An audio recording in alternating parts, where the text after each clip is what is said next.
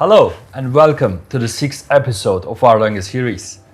In the previous episode, we put the Richard Lange, Cabaret Tourbillon and especially Zeitwerk under the loop in conjunction with the changing management and the financial crisis.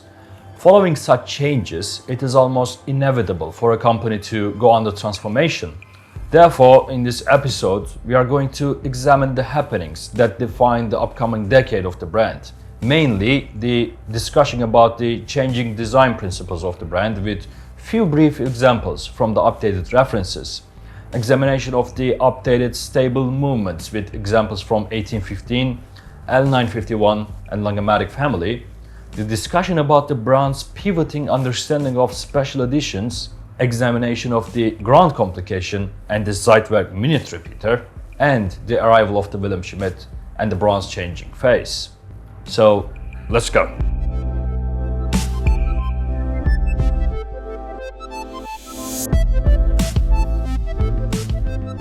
Never stand still, said Walter Lange, the guiding principle of the brand, which in my opinion was done justice with many pieces. As a young brand that is constantly evolving and trying to find its tone still, it would not be fair to expect A Lange Söhne to do the same thing for decades anyways. Hence, as with its management, the watches went through a transformation around the same period. This change in the 2010s would lay the foundation of many upcoming references in the following years. To have an idea, it would be sufficient to have a look at three collections: Double Split, Darograph, and the 1815. In 2010, the Double Split was discontinued and relaunched in pink gold. Unfortunately, by losing one of its most defining elements, the applied Roman numerals.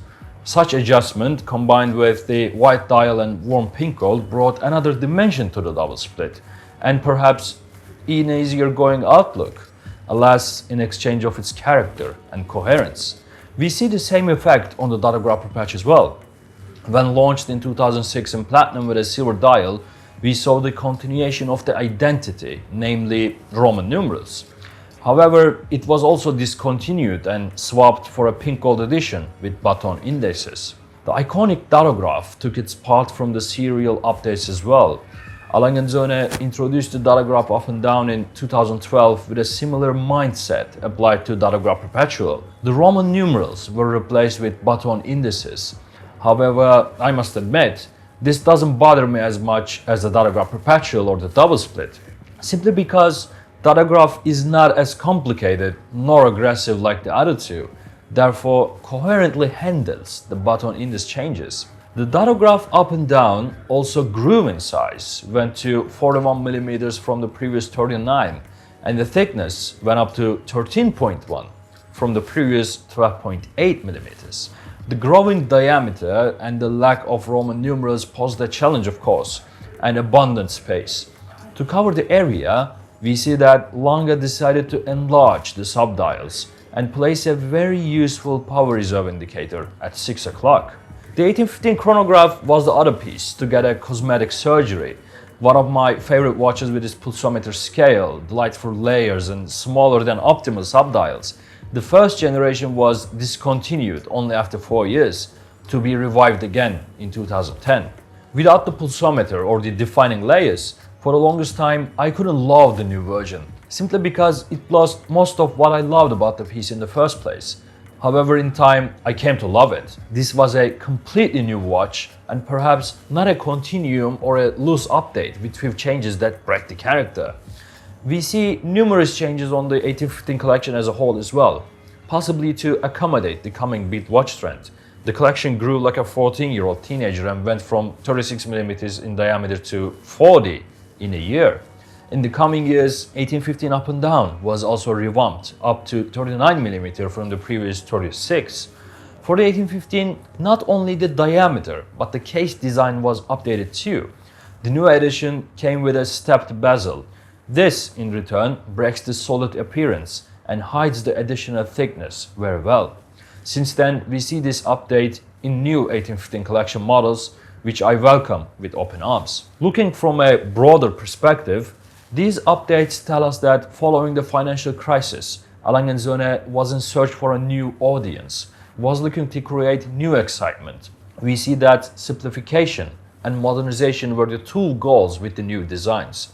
Everything that can be named as cluttering disappeared from the dials and replaced with much simpler touches. On the other hand, the design was not the only thing to change. As goes with A Lange Söhne, along with new designs, we saw new movements.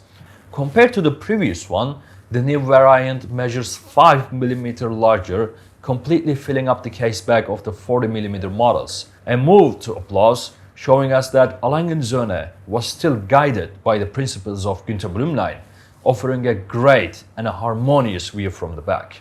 Another brilliant update was on the chronograph side. The legendary L951 base caliber received a technical overhaul with the aid of the developing technology and know-how within the brand. After 10 years of its launch, the caliber L951 was boosted to 60 hours of power reserve instead of the previous 36, as well as a modern balance wheel and an in-house balance spring. All was done without diluting the supreme aesthetics of the caliber. Finally, we have the Langematic, which was replaced by the L086 series in 2011. To my knowledge, this is the only movement that A Lange Söhne has gone backwards. Indeed, the price is also an indication. When discontinued, the Saxonia collection with Langematic movements were priced around 25k. The new variants with the updated movement were set at 22.5. It is possible that the caliber Saxomat was too costly for what it was selling for, simply because it was just an extraordinary movement technically, with a zero reset and aesthetically much better finish and deeply engraved solid gold rotor. Hence, following the financial crisis and reconstruction of the company, perhaps the brand wanted to offer a cheaper alternative and keep the Saxomat exclusive to higher price points. It is ironic that during the recording of this video in 2021, the Langematic and modern Saxonia automatics trade for more or less the same price in the secondary market, while one is offering a much better watchmaking than the other. Within these winds of change, we must also take a look at the brand's attitude towards the special editions. Since the rebirth in 1994, we saw incredible special edition pieces from Lange on accessible price points, such as Emil Lange Moonphase, Langematic Anniversary, Reference War, etc. The special editions were truly special, featuring a distinct specialty, be it on the dial side or the mechanism. As discussed in the previous episodes and hopefully adequately shown, I don't remember a fully commercial focused special edition from A Lange Söhne.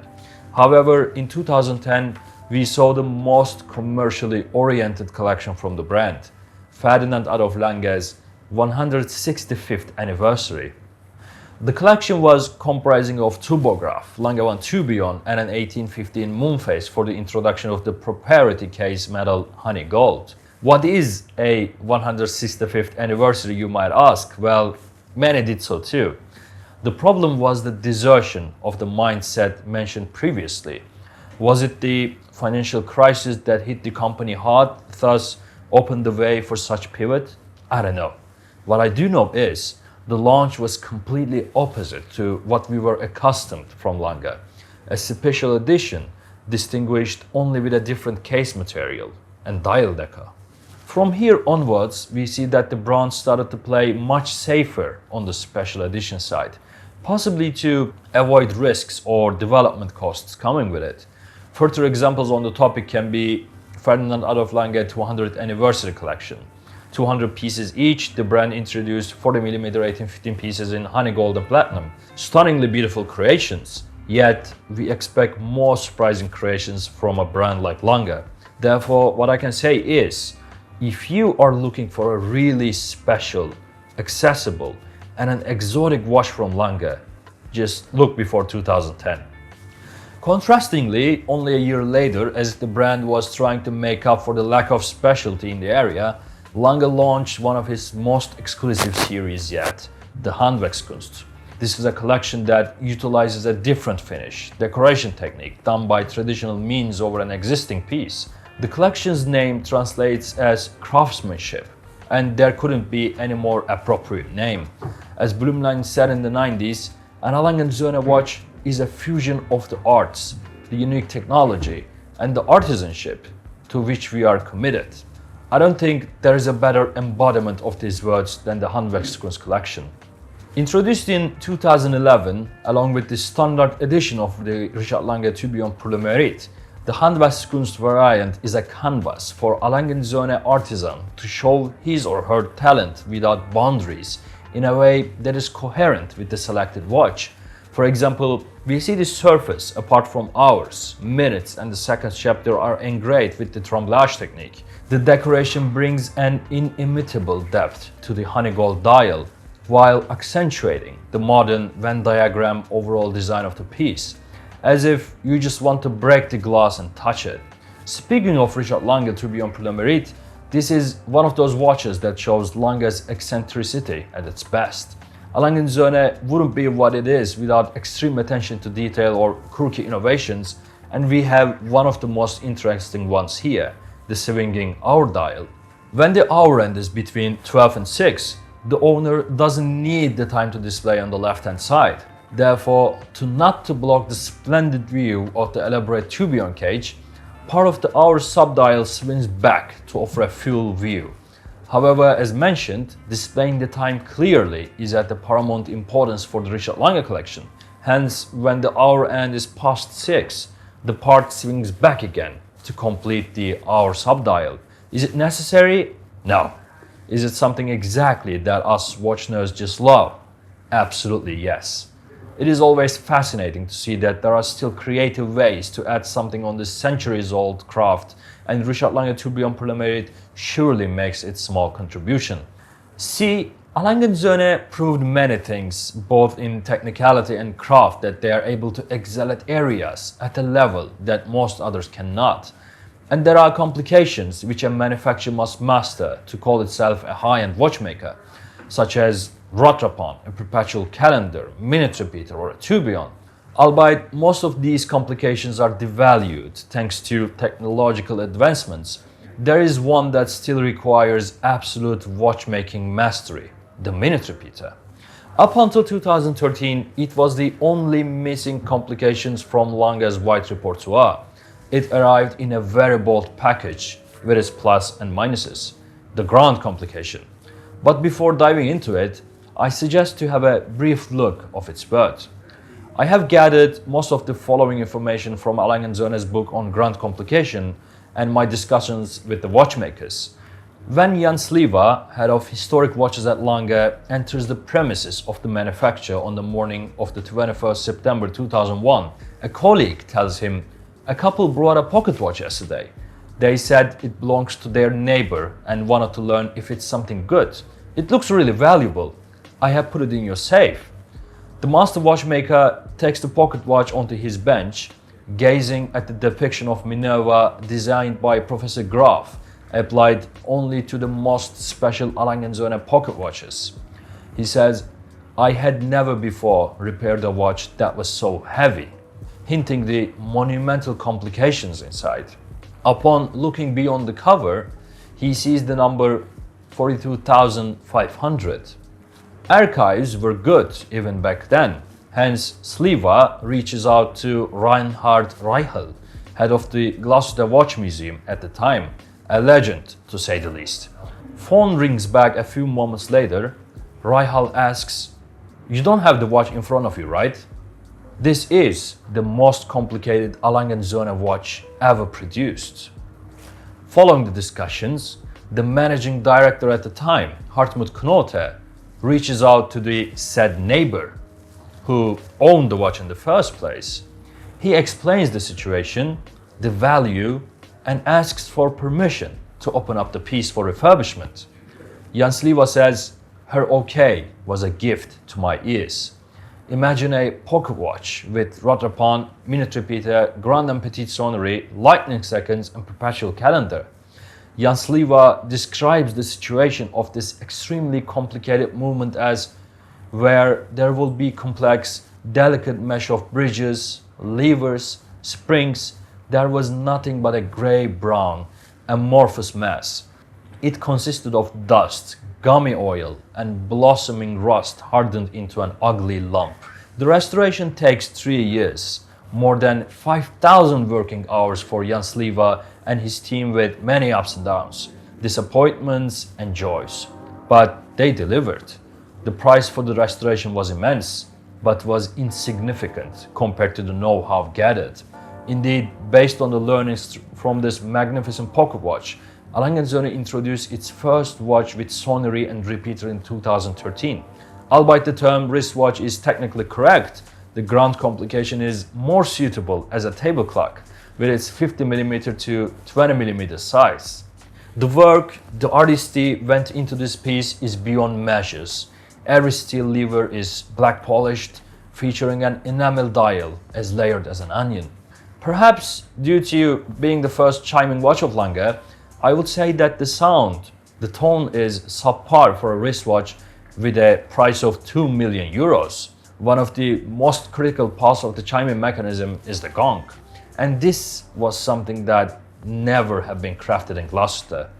Knowing that A Lange Söhne is always open to improve, I am sure that if the brand would attempt to create this watch or a classic minute repeater today, it will be much more wearable with much better sound. Speaking of gongs, the learnings from this piece were combined with another masterpiece, and in 2015, Lange introduced surely one of the most exciting watches, or minute repeater, dare I say, ever made. The Zeitwerk minute repeater. Possibly the most avant-garde take on the master complication. Oh well, one would not expect less from Lange or to do the same thing as the others anyways. A novel take on a centuries-old complication, a novel take on the definition of a mechanical wristwatch itself. That is what this brand is about, and to be honest, my love for it. Yes, it doesn't sound as good as a Patek Philippe, to be honest, or Audemars Piguet, yet it offers something entirely different. Unlike the conventional quarter repeaters, Zeitwerk minute repeater is a decimal minute repeater. You hear the time as you read.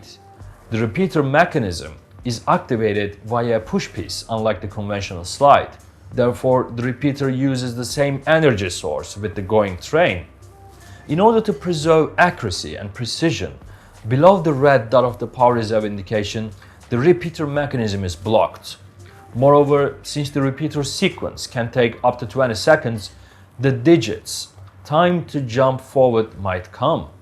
For this, Lange devised another blocking mechanism. During the sequence, the numerals do not jump, so you continue to hear the time as you read on the watch.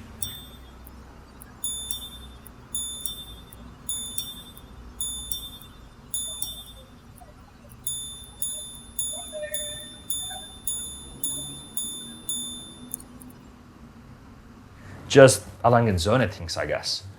Not all the novelties came from the watch's side though, and a monumental figure took the job at A Lange Söhne with the start of 2011. Wilhelm Schmidt, a car fanatic above all, arrived to Gloucester with obvious ideas for changing his mind. His arrival brought a myriad of changes to the brand, brought a focus, I must say. A brand, especially a rather small one, A Lange Söhne, can't be all over the place. It needs focus on communication and products to represent what it stands for. During Wilhelm Schmidt's tenure, in the 2010s, the company became laser focused on high complications, solidifying the notion that they are watchmakers above all. On the communication side, we see that in 2012, A Lange Söhne started to sponsor Concorso d'Eleganza Villa d'Este as well.